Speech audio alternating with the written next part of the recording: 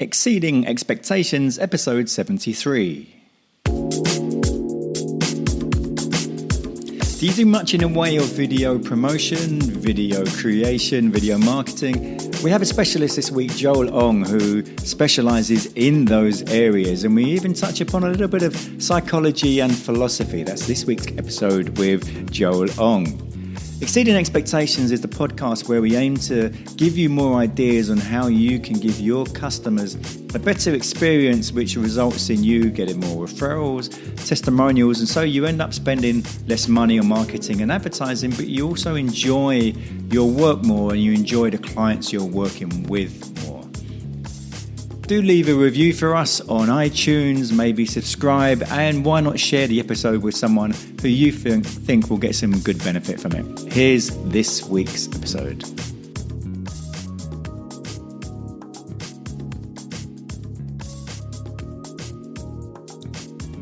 Exceeding Expectations, my guest today is Joel Ong. How are you, Joel? How are you doing? I'm great. And Joel, you're based in Singapore. Yeah, that's right. Which is, we just were talking about weather, and the weather there is far, far better than what we're experiencing here in London. Yeah, the weather, for people who don't know and haven't visited Singapore, it's based in Southeast Asia. Essentially, we are a tiny dot on the world map. So it's not like a very big island by any means. You could get from one end to the other in about an hour. So that's why it's really convenient. It's always summer all year round. There's tons of rain. And I think the biggest downside would be the humidity. So that's something that you might not get used to when you come here. But it's like a bustling metropolitan city. There's tons of stuff. There's tons of food. It's a melting pot of everything, really. So I can't quite pinpoint exactly what the culture is. But it's an amalgamation of every single thing together. So that's what makes it special. Yeah. Well, and you mentioned maybe the biggest problem is the humidity. I actually didn't think. Well, for me personally, it wasn't the humidity that was the biggest problem. It was all of the shopping centres, the air conditioning was so cold that you'd be outside and it's really hot, and then you go inside and it's really cold, and it just that was the worst part for me. It still happens today, and even especially in the corporate buildings. So people who are working in the corporate banking sector, especially, they often have to wear a jacket, and then when they leave the exit, they have to take it off, and you can often catch a cold quite easily that way. Yeah. Absolutely, yeah. Well, Joel, so tell us about what it is that you do. What work is it that you do? So essentially, I help business owners to understand the language and the power of video. So one of the big reasons is because everybody nowadays can shoot and film a video on our mobile phones very easily. So, and you can go onto YouTube and anywhere else. There's widely free open resources, guys. You can, pay for courses to learn pretty quickly on, how to shoot and edit a video. So the main difference here is really understanding the psychology behind it and how to leverage it as a medium, as a tool. Not just for YouTube, where creators are doing it for entertainment purposes, but really how can you put it into a business format where it improves the experience between you and your customer or between you and your team, and it helps you to build better relationships with them so that you can unlock more potential in your current process or your business model.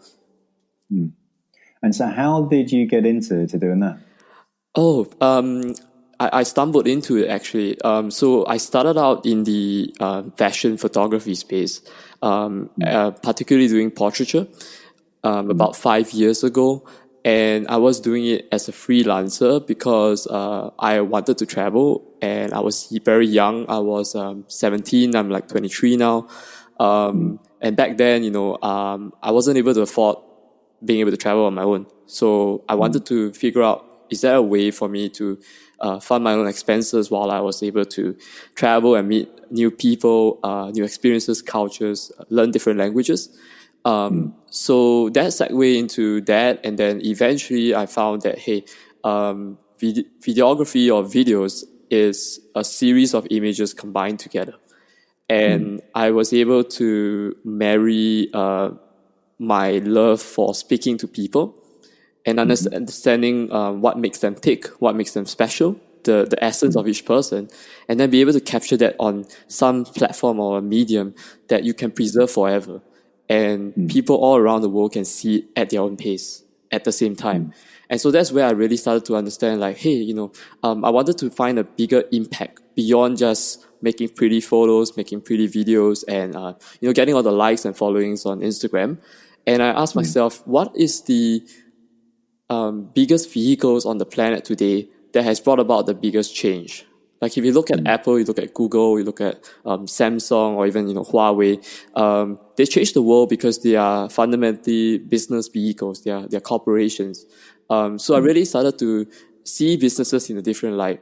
Previously, I was extremely skeptical. I was like, businesses are out there for profit, money grabbing machines, and I didn't quite take a liking to them. But when I started to speak to more business owners and really understand why they started what they do, especially founders, and why they love their jobs. A lot of times they started out wanting to make a difference, make a change. They saw a certain problem there that they can solve, and they saw a group of people that they can help. So, and I see this as a big problem because 97% of businesses fail in the next 10 years. And it is sad, this statistic, because it's not just the business that fails and the team that relies on the business for income as their employees, but also all the customers that depend on that business to solve a problem that they have. So I was like thinking to myself, how can I help businesses to be able to better survive and also allow their customers to better understand them? Because people only deal with people they trust. So, and oftentimes when a business gets too big or the business owner gets too busy running the show, you lose that sense of personal touch. You lose the sense of the storytelling element of it, which really makes a customer sticky or really makes a business sticky. You have that, what we call like taste there, where people buy a feeling that they associate when they purchase a product or a service. They're not actually really buying the thing itself anymore. There's a certain association or connotation there. So I really started to dive into, what makes up that thing for different businesses, and how can I better bring that out from each business owner, each founder, each entrepreneur. And so where did that take you then? It took me around the world, actually. So it's fascinating. I mean, I loved hotels. I loved the hospitality industry. So I was helping, a bunch of resorts as well as places that I was traveling to be able to better highlight the experience that I had as a visitor to their place. Beyond just your cookie cutter stuff you see online where, it looks pretty, it looks fancy, it's a nice beach. I wanted to showcase the staff, the experiences, the small bits and minutiae of detail that would allow someone to remember the place and then be such a raving fan that they would share it with their friends. So that became a tool that people could take and then share it around, so that people could understand what they were talking about. Because oftentimes when you hear stories, you tend to try and imagine what it's like. You don't actually get to see it. So that was one of the problems that a lot of them have. And you lose it forever if you don't capture it down. So it's an entirely different way of thinking about at least videos. But it's not just videos. Video is just the best medium to communicate an experience. Really, it's more about the experience. And the way I think about experience, that has taken me to this insight. Experience comes from various things. It comes from the 5 senses. And this is something I learned when I took up method acting and theater from my acting teacher who studied in the LA school, which, trained a lot of the actors and actresses from Hollywood. And then he came back to Asia to teach. He said that, everything you remember, all your memories, is encapsulated in your five senses. So you can tell a very good story or a very good memory you have if you explain to someone in terms of the five senses, what you see, what you smell, what you touch, taste, and hear. So that's what makes up our memory. But then I asked myself, like, okay, imagine if you have two people who walk into an art exhibition and they see the same painting. Suppose, let's say, it's abstract. It's an abstract painting. One person feels that that painting is amazing, it's the most beautiful thing ever, and decides that, hey, the painting is worth what its price point is, let's say, for example, $1 million. And the person decides to buy it. The other person who comes in at the exact same time, sees the exact same thing, has the exact same memory, the exact same location, painting, everything is a constant, but doesn't see the value in that painting. So I asked myself, like, okay, so if the five senses is one of the building blocks of an experience, why is it that one person has a bad experience and the other person doesn't?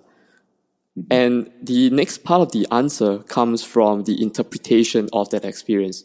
It comes from the perception of it. And that's where, stuff that you learn about in psychology, stuff you learn about in storytelling comes from, because that forms the interpretation.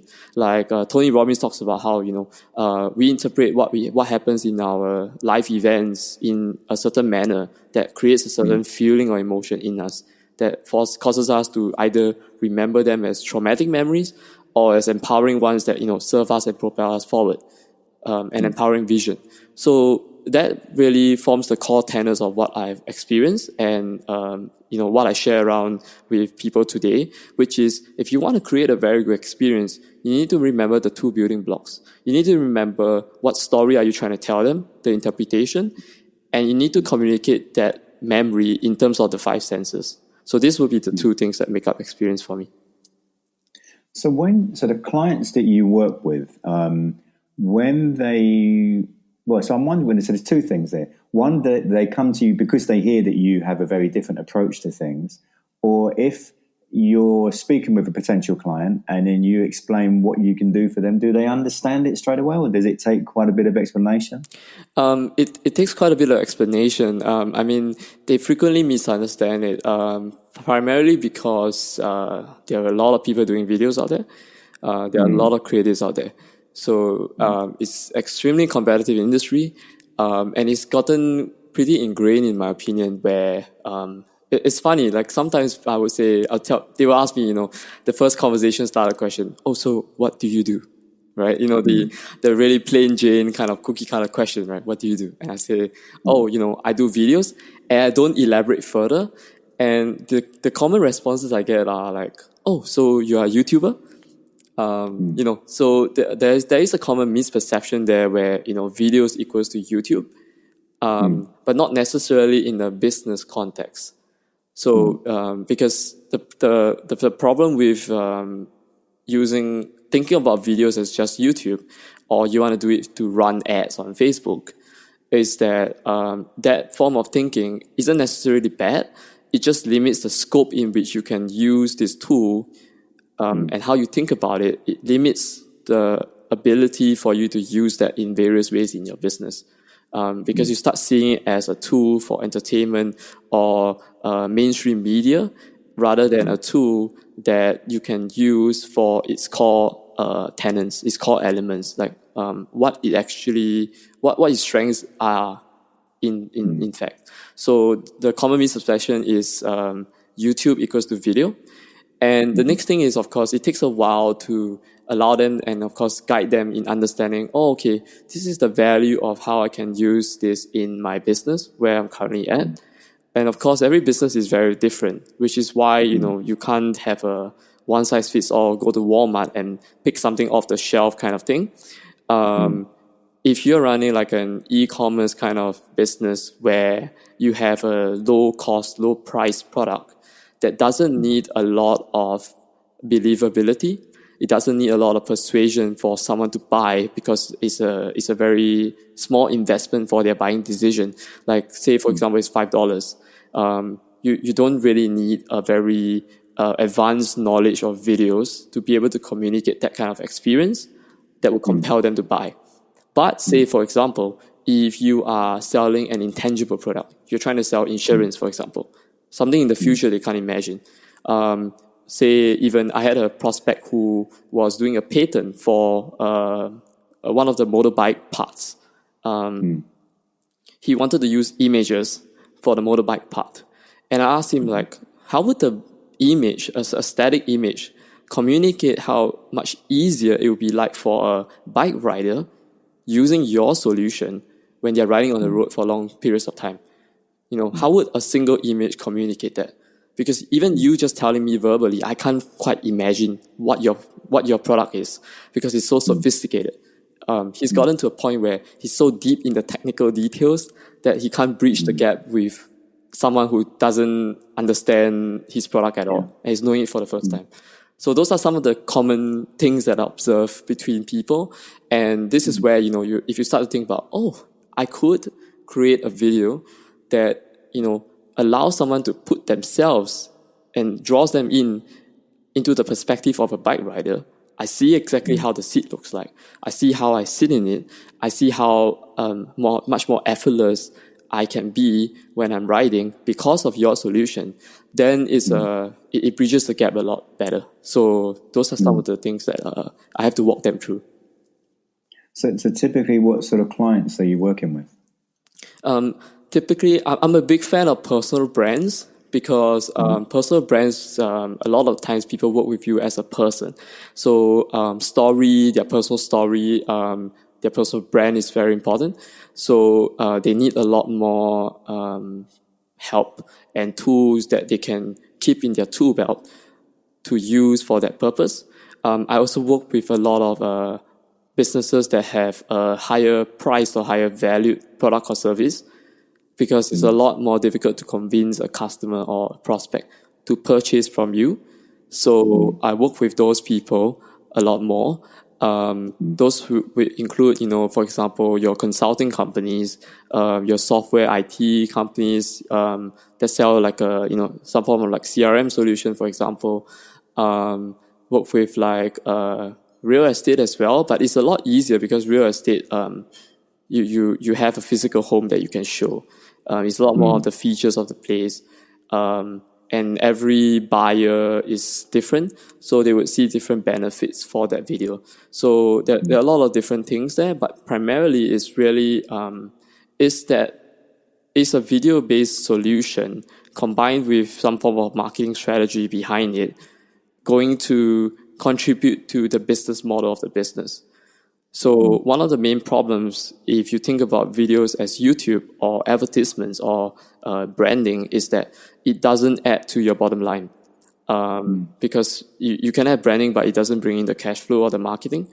So I like to marry the two, which is, of course, there's no guarantee that, you're going to increase your bottom line. But how does this fit into your business process and model in such a way that you can see how, okay, as an executive, this makes a sound decision that I can use to further optimize my system or process. So that's the way I think about it. And I mean, I know you've got a few stories to illustrate some of the things you do. So let's talk about the world's first oil paintographer you were mentioning. Yeah. Oh, so the world's first oil paintographer. He's a client of mine. His name is Charlie, and what he does is he spent I think close to about 40 years or even half his life. I mean, he's pretty old right now in as a photographer, and he spent the bulk of his life learning about photography, art, and design. So these are the three main tenets of his area. Won international awards. Like, it's such a long list that I can't remember everything off the cuffs. He's been like asked to open up schools in like in the Middle East, as well as China, India, stuff like that. And he used to be based in the States as well, where he first came up with that invention. Essentially, what he does is he merges oil paintings with photography. So an oil painting, the problem with it is it takes forever to produce a painting, to see the end result. And so, when you want to purchase an oil painting for yourself or your family, there is a problem there because of the time. So he managed to combine this art form where he would sit someone in the dark and you would paint them with a torchlight instead of an oil paintbrush. And he can do a live demonstration of it, and in less than 30 seconds, you would see an exact oil painting image that appears in the camera from him painting you with a torchlight, which is just incredible. So that kind of experience, I experienced it live when I sat with him and worked with him. But his online, the way he was communicating it online or even in person, didn't quite explain that level of experience. What it's like to get into a dark room, almost like, the old school days of producing a photograph. You sit in a dark room, right? And then, just being seated in a simple chair, he sets up everything, and then he just holds a torchlight, and then you see him just like brushing your face, right? And then instantly at the end of it, he just points towards the camera that has always been there on a tripod since the beginning. And on the screen, it just appears an exact oil painting of yourself, but in the camera. And then what you can do is later on, you can print it out to use, keep it digitally, or you could have him to paint the oil painting later on. So you get to see the end result before you even buy the thing. And that kind of experience is something so unique, so bizarre that people don't quite understand. But he's very good at being able to communicate that experience on stage, live, in front of thousands. So what makes up that kind of experience, right? The kind of experience that makes it so special is really because it's real time. There's no gimmick about it. It's not photoshopped or anything. It's pure craftsmanship from his technique of using his understanding of light and how it bends and how it's captured on a camera. So being able to communicate that kind of craft, especially, with craftsmen of all sorts of types. You have those luxury watches, right? Like Patek Philippe or whatever. When I watch those craftsmen, the way they work, it takes years of skill to be able to do it. Just like how a sushi master takes years when they apprentice, before they finally graduate as the master chief chef, But people, me as an outsider looking in, we don't quite understand and appreciate the value in and the time that it takes for craftsmen like them. So that was one of the ways that I've managed to help him to improve the experience. And then he was able to use that video that we made for him, share it around. He didn't really do much with it, but there were people from the Prime Minister's office in Jakarta, Indonesia, who called him up to ask him about it. Because the guy was an art lover. There was a couple of people from the States as well who even called him up. In Singapore, there was one of the ministers of state that also called him up as a result of that. So really it's like, hey, if your business is really doing well, how can we reach out to more people and be able to have a better experience for them? So they remember you and they share it around with their peers or friends. So that was the story of the oil paintographer. So if for people who are trying to imagine what it is that you're describing, is there any way that they can see the video that you mentioned, or is it online anywhere? Yeah. It's on my website as well, actually.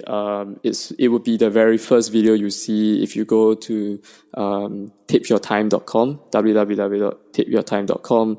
And that's tape, T-A-P-E. T-A-P-E, yeah.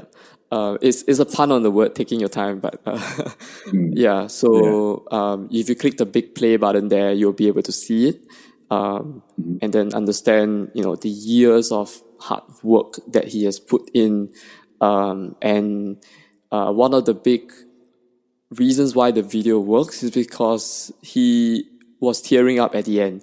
He was nearly tearing up at the end, because it represents his life work, and he wanted to find a way to pass it on, because he didn't want it to die at his hands, literally, and not have his craft passed on. So that was really one of the emotional, touching moments of the video that I think that if anybody who's listening to this, if you're running a business, if it's a product, how has someone used that product and impacted their lives in some very special, memorable ways? It could be however small, however insignificant, but to that person, it means the world to them. Find a way to best be able to feature that. So in terms of tactical advice, it would be as simple as, because like I said, it's easy to film a video on your mobile phone, right? So if that customer truly loves you and, texts you and say, hey, you changed my life, you impacted me, it's as simple as instead of asking them, hey, and settling with just a text message, you could just take opportunity, seize the moment, when the iron is hot, and just text them and say, hey, would you mind just explaining what you've just written to me and record a quick 30-second video back to me? And that kind of experience can't be replicated because people are very skeptical and cynical online. You could manufacture or fabricate a testimonial or an experience, but when people see it for themselves and you don't say anything else, you're just like, hey, see this, and come to your own interpretations or conclusions about it, it's much better because people change. That experience goes away, but when you capture it, it stays there forever. And then it becomes a tool that you can use in your business. So, and especially if it's a service as well. So, I think oftentimes when we have the whole business process running, there are many small moments in time where a business touches and impacts someone's life, a customer, a team member, whoever they may be. Even it may not be a customer, it may be someone who just visits or touches the place, interacts with you. Try your best to capture that because you don't have a second chance to do it. And it makes your business special. It makes it stand out. So it makes it sticky. And that forms your taste over time. And you touched upon something a few minutes ago. You mentioned about businesses who are offering something that's intangible. And I would think that for most businesses that do have an intangible service, I think where they really do get stuck is how are we able to convey what it is we do to our customers in a way that people can see the value. And so if someone contacts you and they want a video and they are offering an intangible service, how easy or difficult is it for you to maybe help them create some kind of a video that really does show the value of what they do? Yeah. So the first thing that I usually walk them through is what's the purpose and objective of the video, right? So we go back to the fundamentals and the beginnings and the basics. So there are essentially several purposes to videos. And one of the common mistakes I can say offhand that people make with it is they try to do too many things at one time in a single video. So a few of those ways that I can remember are, first of all, the video is to inform. So it's purely for information's sake. So, if you look at your news broadcast, right, those are videos that are meant to inform. And then you have videos that are educational. So these are videos that are on YouTube, how-tos, things like that, right? You have videos that are meant to storytell and brand. These are videos that are meant to create an emotional response in them. Nothing more, and to grab their attention. So you're not asking for any kind of commitment. You're not asking for anything else. You're just saying, hey, this is attention grabbing and worth your time watching. Stay to the end. And then it compels them to want to do something. So you use some other video or some other thing, like on the website, a button or, someone from your team to call them or take action. So try not to confuse a couple of those. You also have videos that are meant to sell. So these are your sales videos, right? So because a lot of times you have videos that are disguised as sales pitches. Sales pitches that are disguised as videos that are meant to educate them. So that can come across in the wrong way and rub a few shoulders. So it's a lot clearer to separate the few purposes out into every single video. So that's in terms of how I think about videos. In terms of, selling an intangible, and understanding how to break down their process and service, I like to think of it in three ways, which are the core three, what we call like the nervous systems of every business. Whether you're a product or service, how big and small your size is three things, time, money, and relationships. So it's these three things. So if you're selling an intangible service like insurance, right, you need to ask yourself, like in the point of view of the buying customer, your target customer, what is the investment that they need in time, money, and relationships, and also what's the benefit and value of it to them in these three things. Once you get clear on those three things, then you start to really dive deep into, in simple terms. So if you can explain an intangible product in simple terms to a 5-year-old kid, then you can make a very convincing video, even if you don't have any background. You can make a convincing pitch or narrative, because the simpler it is, the clearer it is, and the more people can understand it. So in simple terms, what insurance does is it prevents you from suffering the consequences that are too big for you to handle later on, right? So you're actually buying risk.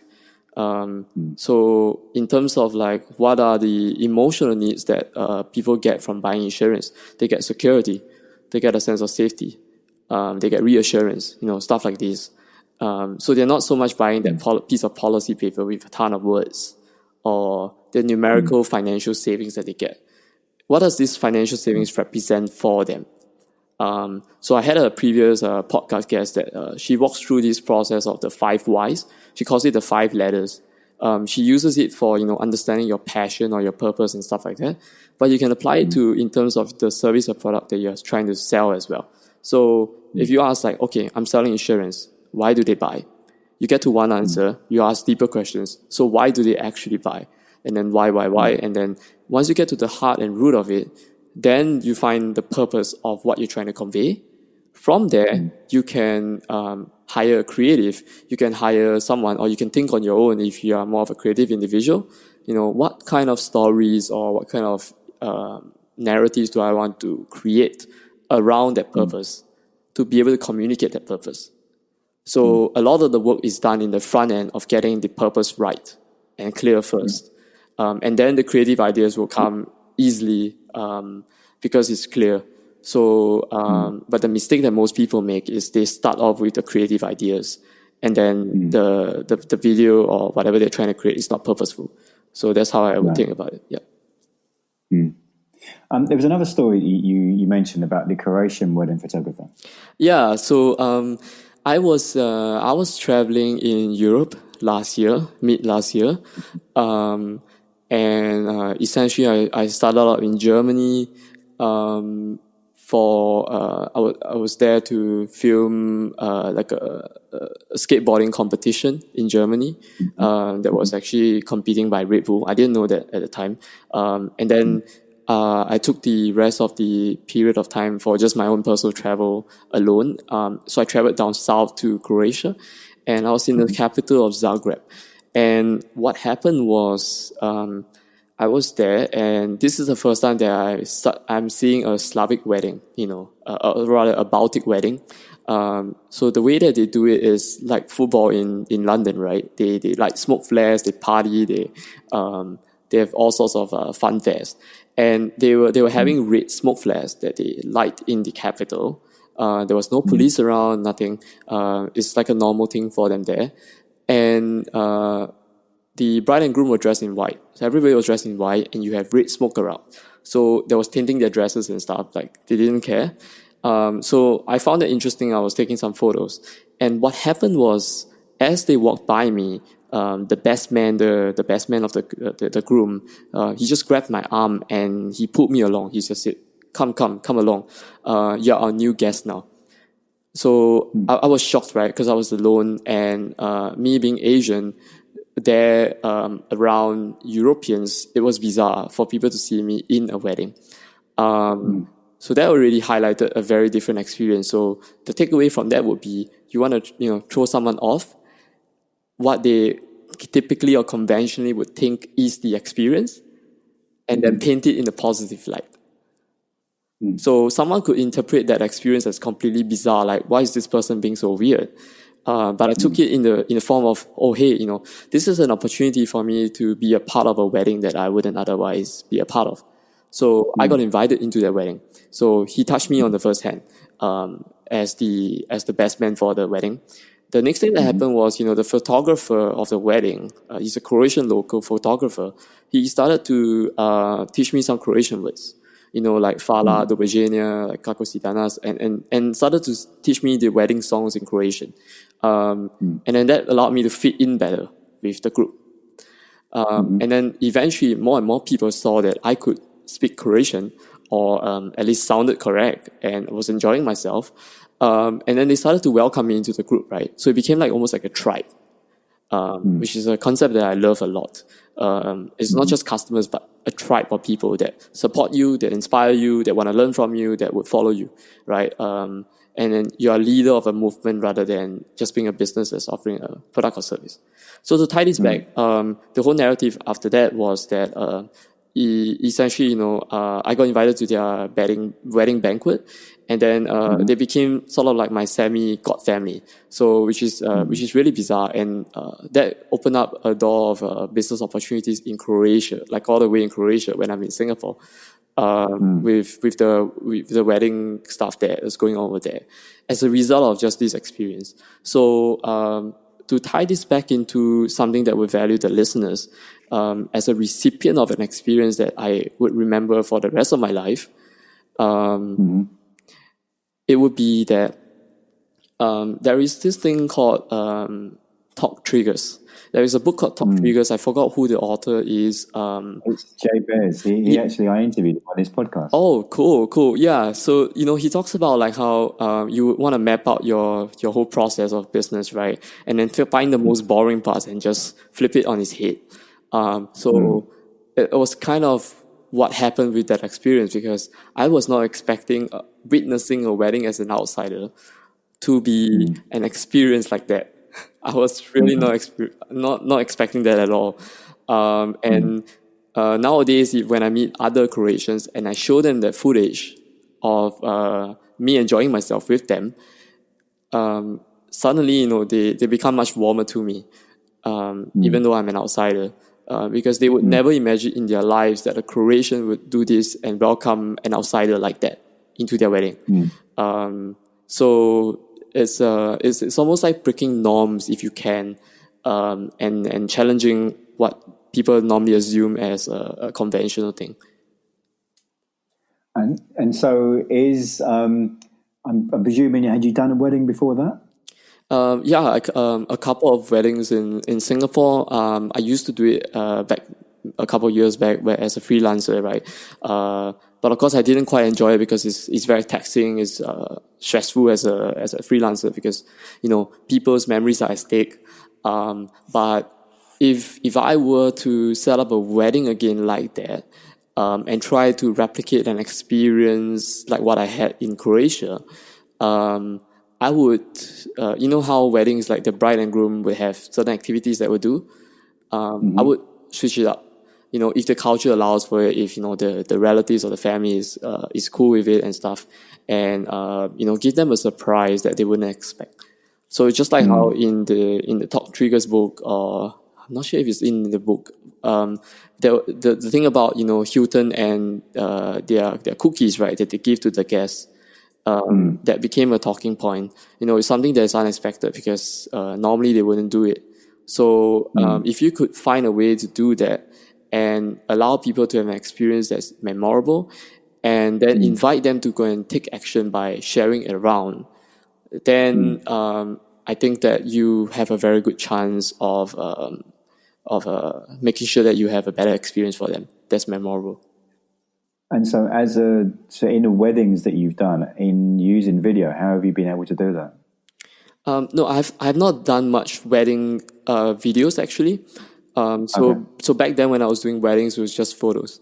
Right. Yeah, but if I do have friends who are based in the States or around the world who are currently also doing wedding videos. The main important thing is to capture the intimacy between the bride and the groom, because that's something that, like how often, marriages and divorce rates are going up, right? The passion dies in relationship. Oftentimes because people stop being appreciative of one another. They stop spending the time to listen to their partner, or, showing and expressing their care and concern. And a lot of times it's because of life gets in the way, or, shame, or your ego, or certain insecurities act up. And if you have a wedding video that encapsulates the essence of what it felt like when they first started the relationship, or where they tied the knot. It can serve as a very useful and powerful reminder to rekindle some passion in the relationship later on. So that's something that I would think that is something that would be preserved forever, that would be special to the bride and the groom for the wedding videos. Yeah.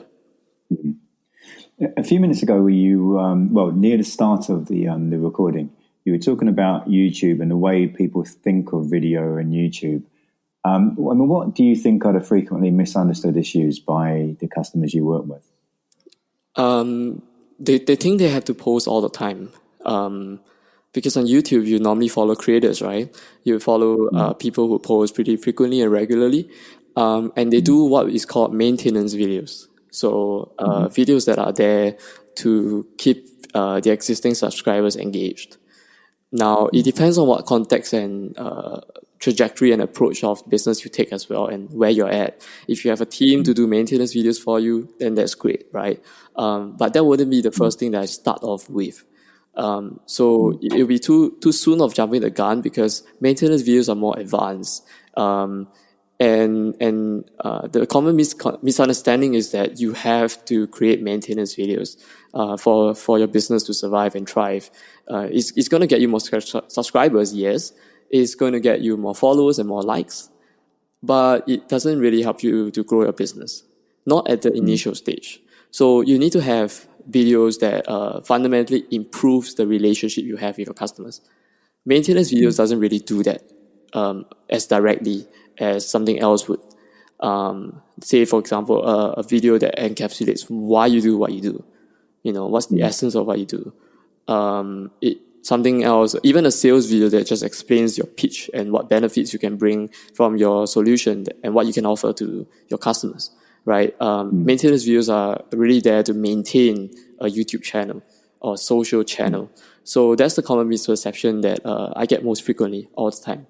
So if you're listening to this and you don't already have an advanced, video strategy or video solution out there that you're already implementing, then don't think about maintenance videos yet, and don't think about YouTube yet. Start with the basics, which is your story.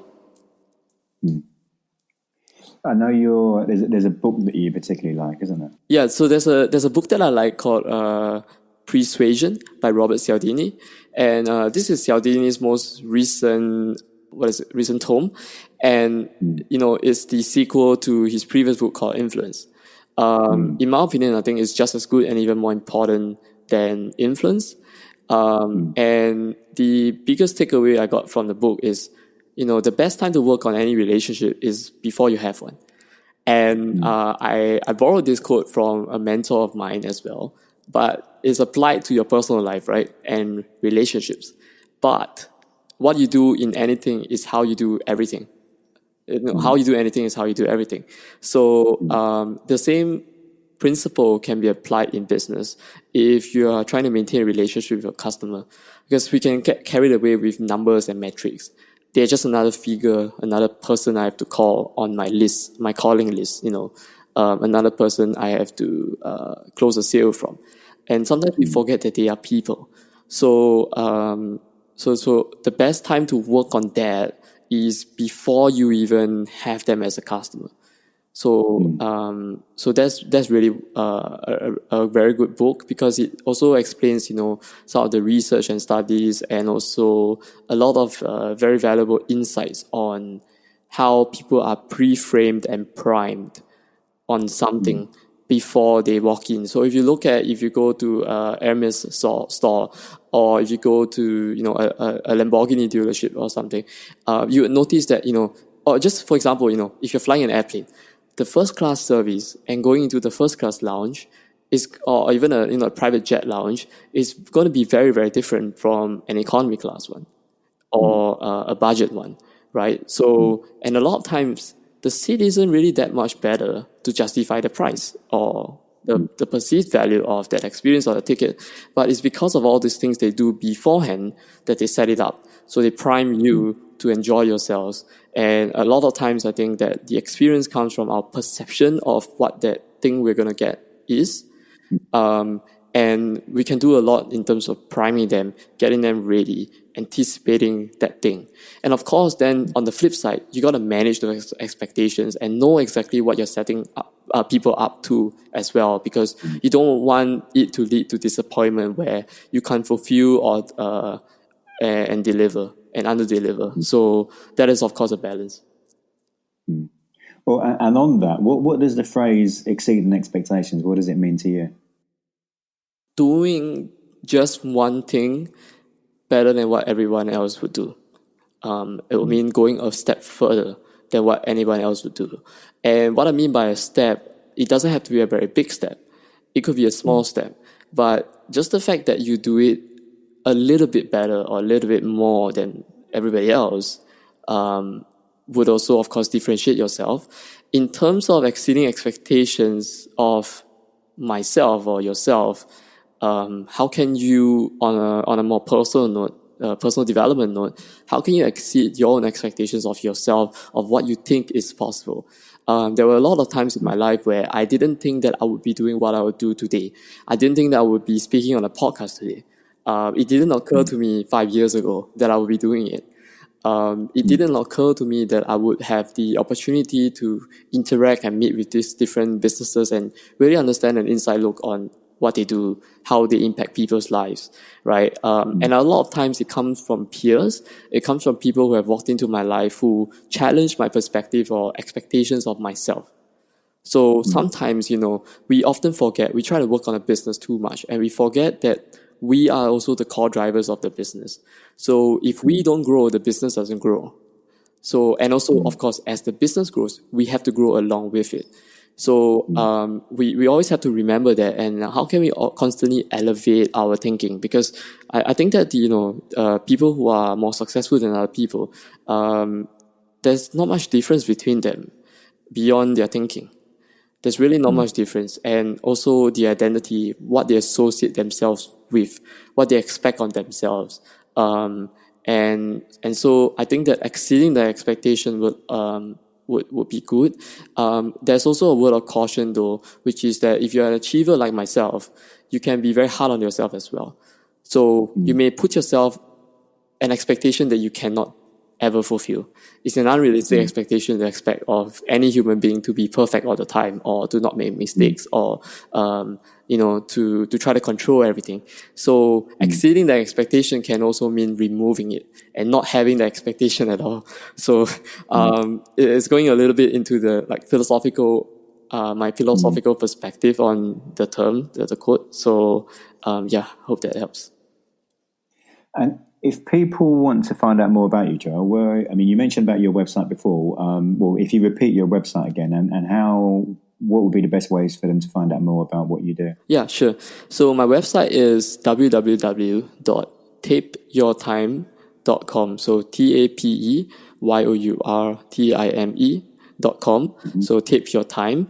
And on the website, you can speak to me further. You can fill up a form, apply to if you think you need some help or you just need some clarity on how you think that you can use a video to help you to grow your business. And of course, on another site which is called video.sell.com, video.sell. I have a PDF guide of 8 different ways you can use videos. So some of the things I mentioned previously in the episode are actually in that guide. And you can use that guide along with what I just explained to get a clearer idea of the context behind why I write the things I write inside. And it comes along with a whole series of video masterclasses as well. That goes into some of the strategies, the 5 essential videos. Remember I talked about how you need to start off with the basic videos first before you go to the advanced ones. So inside the guide and the masterclasses, I run you through the 5 core ones that every business needs, stuff like that. The experience and the story and the interpretation, those are also part of the masterclass. So if you want that, then you can head over to that website, video.sell.com, to get it. And last but not least, I also created a new Facebook and LinkedIn group that will be in the show notes as well. where you can interact with me more directly, and also, of course, some of the other cool peers around and people that I've interacted with, so that you can get some more value from them, connect with them, network with them, and also some of my other guests from my podcast as well. Well, and just mention, what is your podcast? My podcast is called the Entrepreneurs Tribe Podcast. So if you search Entrepreneurs Tribe Podcast, you should be able to find it on all 10 of the podcast platforms. Okay. And just before we finish, Joel, I know you've got a quotation that you quite like. Yeah. It's a quotation that is a newfound love for this quotation. So one of the other podcasts, if you're not a fan of reading books, right? One of the other podcasts that was a gem mine that I found is called the Bruce Lee podcast. So the quote is, "Don't think, feel," by Bruce Lee. And I first heard of this quote from the Bruce Lee podcast. It's a podcast that is run by his daughter, Shannon Lee, and also her best friend. And it's a very different kind of podcast because it's really just the two of them having a conversation as best friends. And they run through, some of their father's writings and stuff, that you can't find publicly online. So, one of these is "Don't think and feel," and how it applies to customer service, how it applies to expectations and experience is that, when Bruce Lee says "don't think," he means get out of your head. So when he says "feel," he really means you want to really feel into the situation and sense what's happening there. So, for example, in martial arts, when you're kicking a person who is present. You're not trying to perform the perfect kick that you have practiced. So this is something that he said when he was instructing his student to not think, but feel. So what I noticed is that oftentimes in service, when we're interacting with people, we are not fully present in the situation because we're trying to categorize, we're trying to plan, calculate, what should I say next, what's this person trying to do, stuff like that. And we get in our head sometimes too often. So we mentally check out. And then we don't, and we stop thinking and getting in our heads. We turn our body into a sensing organism. And this segues, I'm just going to briefly mention into neuroscience and a bit of psychology as well of the unconscious brain. So we have our prefrontal cortex, that is our conscious brain, that we can control. It performs all our speaking functions, stuff like that. But how does our heart continue to beat? How does our digestive system continue to function? These are all controlled by the unconscious, which takes up the majority of the brain, and it's many times smarter, faster than the prefrontal cortex. So when we tap into our emotions of how we feel, it's interesting because our unconscious doesn't have a verbal function to it. It doesn't have a verbal function. So how it communicates to us what it thinks or feels is through senses, is through our emotions. Do we feel goosebumps on our hands when we sense that something is not right? When we talk about we have a gut feeling that something is not right, or we have a gut feeling that something good is about to happen, it's oftentimes our unconscious part of our brains that's doing all the calculations and telling us, hey, I think this is a good idea. So we should learn to, trust that instinct more. And it comes from the Descartes era, right?